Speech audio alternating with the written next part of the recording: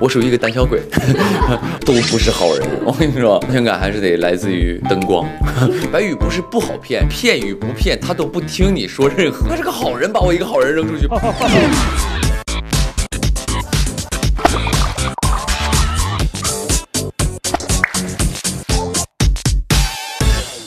火不火看辣坊，橘子辣坊我来了。橘子娱乐的朋友们，大家好，我是刘宇宁。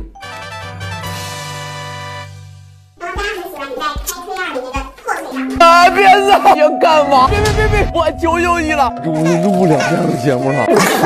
是不是比第一次还要费掉？是有光的时候，你会发现刘宇宁张牙舞爪的；灯一关，你就会发现他就变得非常的白天可以，晚上不行。柔弱啊。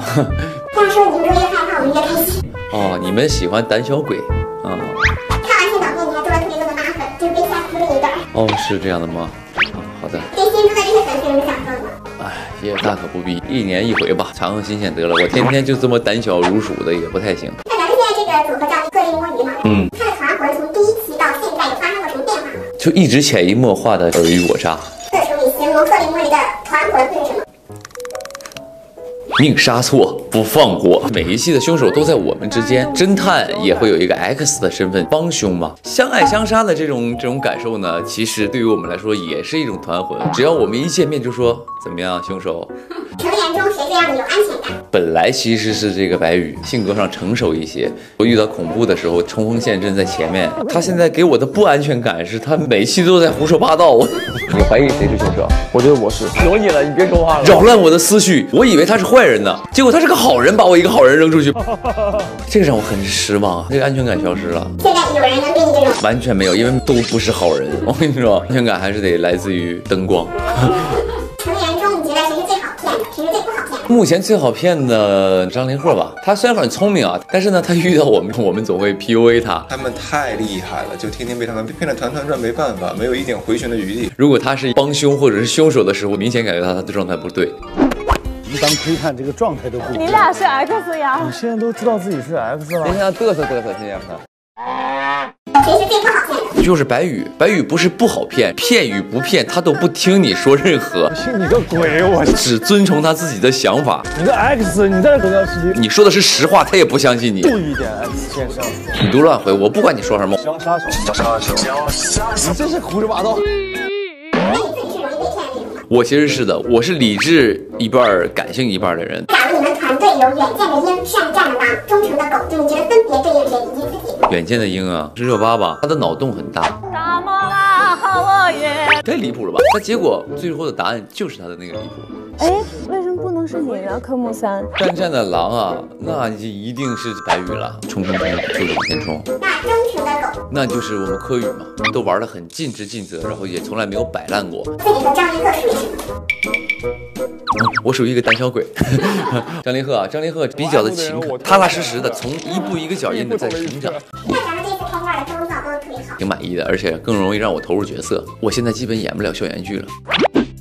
通过这个节目让我演了一回学生，让我装了一回嫩，我觉得也挺开心的。虽然我戴了一天，我现在就像头上箍了个紧箍咒一样，因为这个尺码有点小，我头有点大，我现在已经勒到就是有点迷糊了。所以今天在推理的过程当中，我整个在弄头套，他们就说刘宇宁你今天不正常，你今天很可疑。我不是可疑，我是头太疼了。上我这张不是贴的就是丹尼的那个漫画。啊，对，就是花脸小狗嘛。你东北人是怎么做到出口成梗？不能说天赋吧，就是一个语言习惯。因为我们东北人呢，爱说这种俏皮话。然后大家说东北人晚上偷偷背梗，这个传言影响说什么？就是他不需要背，那块土地，街坊邻居、父老乡亲、爸妈、叔叔阿姨耳濡目染。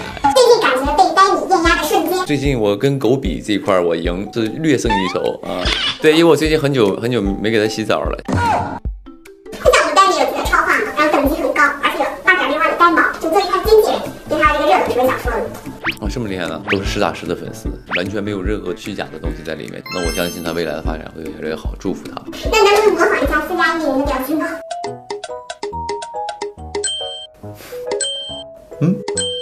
够了，我说够了。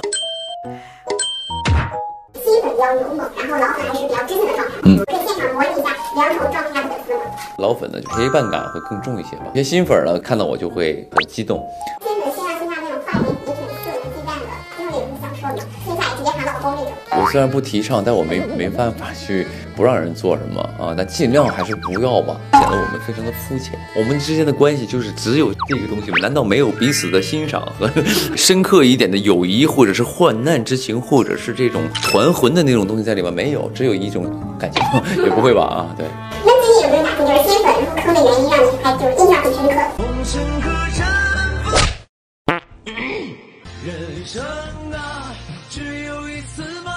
通过这种角度来认识了我，愿意说更多的去了解我，我觉得这种方式还是挺奇妙的啊！谢谢你。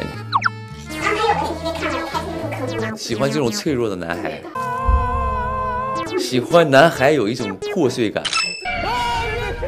我求求你了！怪不得古装戏的这些男主总吐血。哦 ，get 到了，以后我拍戏3场之内必吐一口，这样子就会让观众怜爱，对不对 ？get 到了。这张新专辑是筹备很久吗？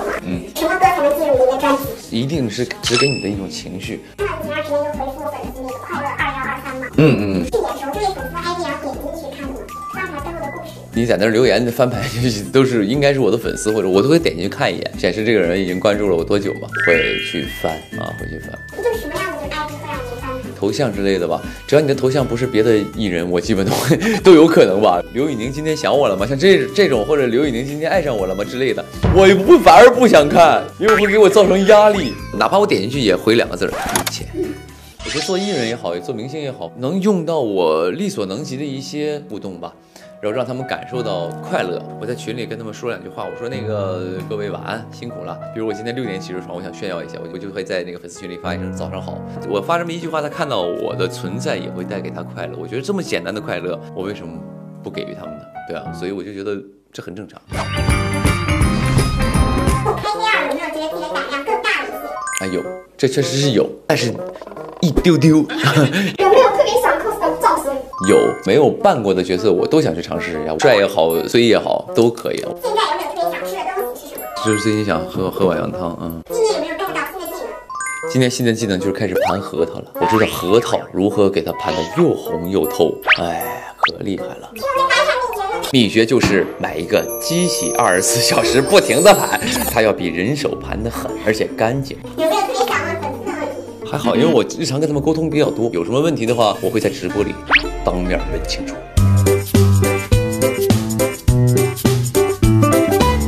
不太熟的人说你朋友圈为什么把我屏蔽了，我会说那又如何，就屏蔽你。应该也不会吧，我就可能说我不发朋友圈我得看人吧。如果真的不太熟，我可能他说完之后我给他删了。粉丝说试用期3年满了，什么时候转正？我会宣3年之后又3年，不是没有6年了，我到底什么时候能转正？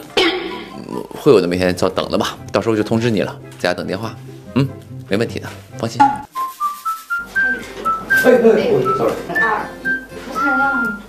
会，跟那个没关系。上面那个吧，是摁下面吗？哦，sorry。